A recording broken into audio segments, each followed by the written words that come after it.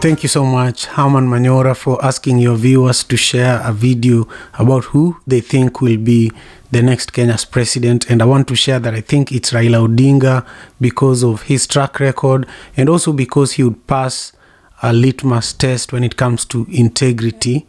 And also, I think William Ruto is going to lose because he might not pass a litmus test when it comes to integrity. And I think Herman Manyora should do a video that is, sharing with us the 3 corruption cases that Ruto has that might bring him down, and also maybe share with us 3 suspected corruption cases against Raila that might bring him down, because for me, I think this next election should be grounded on integrity. And who is willing to be transparent with how they got all the billions that they have in order to build trust amongst Kenyans and also with them, because the biggest issue we have in Kenya is not just corruption but trust amongst people. You don't know who to trust. You can't even do business with people with a peace of mind. So the other thing I want to share is that we also need to weigh our candidates with who is advocating for the climate mitigation work that is going on in Africa and around the world. We should consider those 2 things. Historically, what's your integrity? What are the records that show that you have integrity? And also, number 2, what are you doing for climate? Because if you look at all the lakes around Kenya, they've been having issues. If you look at the flooding in Machakos, there are several climate-related issues that we need a leader that could, quickly mobilize resources to mitigate climate in Kenya and continue with the work of demonstrating that Kenya is a leader when it comes to climate change. And also, we need to weigh our leaders in terms of who has a robust technology plan. We are living in an era of the metaverse. We need someone who is positioning Kenya to become a leader when it comes to tech and innovation, and and also creating hubs for the large tech corporations like Google and Facebook and Twitter to come and set up in Kenya to create more employment. Thank you so much. You and Jadiel Kabir are doing an amazing job, and I'm a big follower. I watch your videos almost once a day. I'm in Seattle, Washington. I'm from Kisumu, Kenya originally, and I appreciate the work that you do. Yes, Professor Herman Manyora. How are you? How are you and your team? How are you doing? There's the other guy called Jadel Caberas. Yeah, I like your team. They are youthful. I like that. And it's better if we, as the young generation, participate in politics. I'm Karibala Michael from Uganda. I follow your page. I follow your YouTube videos. All of them I watch them. Make sure I watch them every day, and sometimes I will rewatch them because I need to understand what's going on and what your thoughts are, and appreciate the time you put in. So I'm going to try to be as brief as possible. I have some points that I would want you. Sometimes I agree with you, sometimes I don't, and that's a normal thing. Your ideas sometimes they relate with what I think, sometimes we differ totally. One thing I want to talk about, it's just no one is neutral. Don't lie yourself about that. No one is neutral when it comes, because politics is always about those who want to maintain the status quo and those who want to change it. Now that's why you always see it's always a 2-horse race. It's either you want to make sure the status quo is maintained, or you want to change.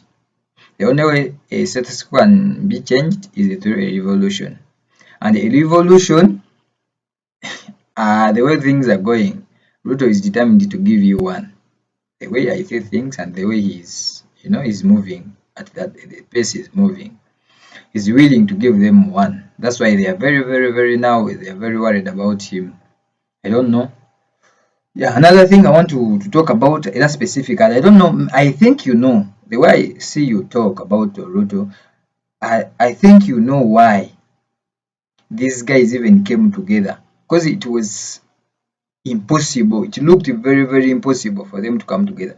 But something might have occurred to them, or whether they landed on some information, security information. The only way. That's why Laila had to be brought, had to be even sponsored by the state to make sure they defeat Ruto, and they will defeat him at all costs. Me, I know. When it comes to this, when a state is threatened, the state has monopoly to violence. So I believe the Laila must win at all costs, but they must be cautioned that Ruto is willing to give them.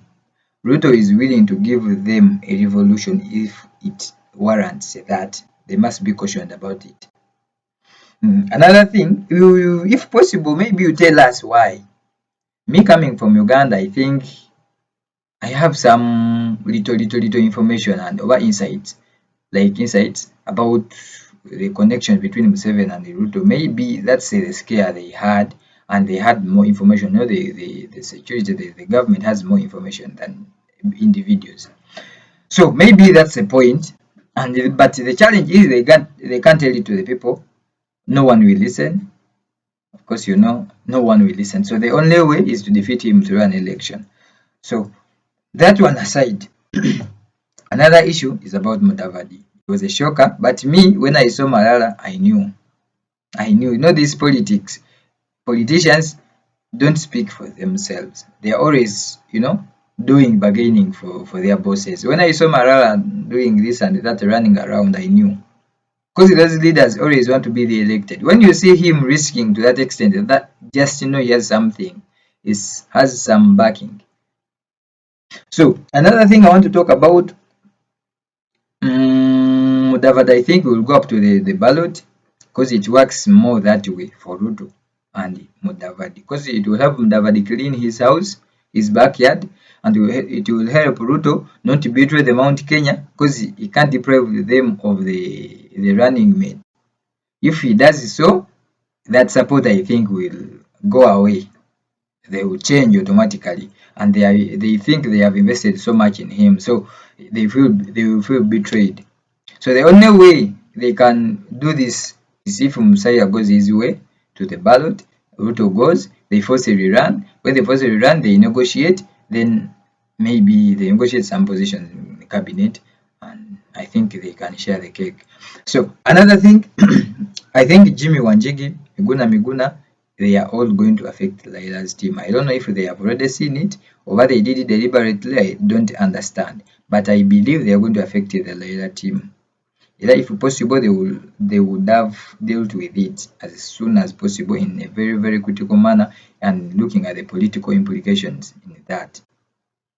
Because Miguna up to now, Raila abandoned him. The cases that were charged to Miguna, he committed them together with Raila. But the guy is still out up to now. So people still, and actually even me, I still blame Laila for that. Yeah, you don't abandon your soldiers. However much I believe it was premeditated that Miguna had to go. Because Miguna is incompromisable. He can't be compromised. That's a challenge with him. So, and the deal Laila was taking, Miguna would not have accepted that. So for him to have peace, Miguna had to go. So putting that aside, another issue is about politics of the state. The mistake Raila will do is to think Raila supports him. Is to think Uhuru supports him. Uhuru represents a deep state. The deep states always have contingency plans. Remember, Uhuru was playing safe, dealing with the OKA, dealing with Azmio, just playing around, even dealing with the UDA at the same time. For them, what they need is just playing safe, and I strongly believe it might be the deep state that forced Mudavadi to go that way, because they need at least someone inside it was camp. So Mudavadi being there, at least when things go worse, they can talk to Mudavadi, at least for starters. That's my own opinion. Another thing, yeah, Uhuru aside, Raila will be a mistake to trust Uhuru. Uhuru is for self-preservation, is represented the state. Another issue, Raila team has to go back on the drawing board. Because all the things they have been doing, these governors, what he did, it wasn't right. He knew these leaders will not accept what he was trying to do.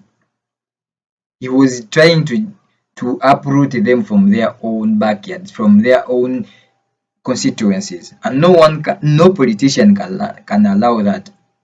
For him, he thought by almost twisting them, they will come to him running. The challenge with that, when you go running like that, your bargaining power is low, and no politician wants to be in a weaker position of bargaining.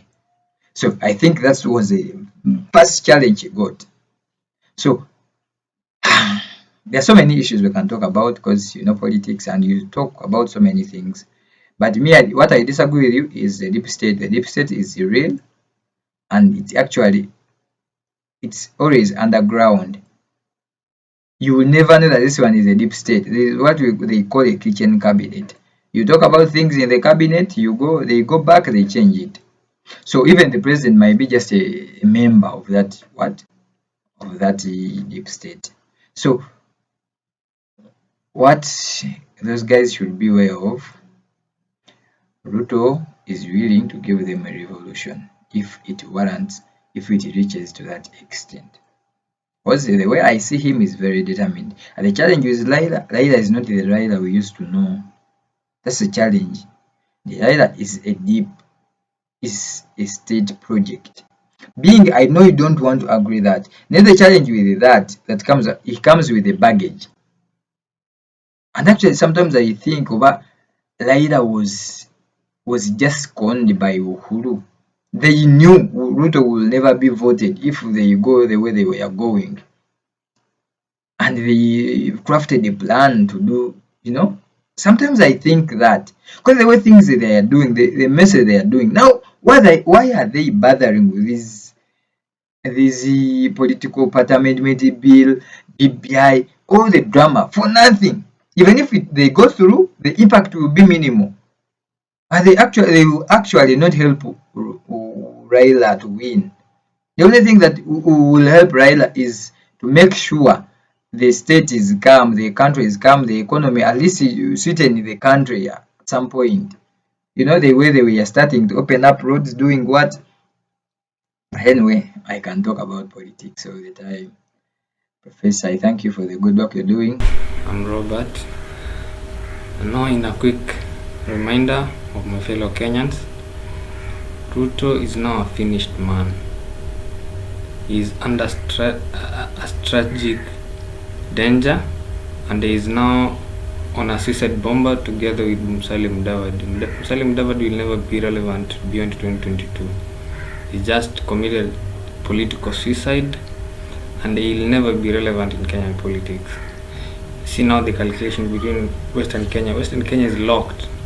See the mass defections that create a lot of panic in UDA because NC MPs are defecting to DAP. See the former Speaker Kenneth Marende has not defected to DAP party. A lot of members of parliament are defecting. The late one, the Nabulindo, is not defected to DAP.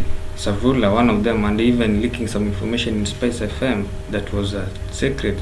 Musalia Mudavadi is gone, and Ruto is no longer relevant even in Mount Kenya. Mount Kenya will in the morning vote Raila Amolo Odinga because now there is a narrative that is going to be created in Mount Kenya that the running mate to Ruto is Musalia Mudavadi. Now giving an implication that Mount Kenya will not have a stake in the coming government of William Samoei Arap Ruto.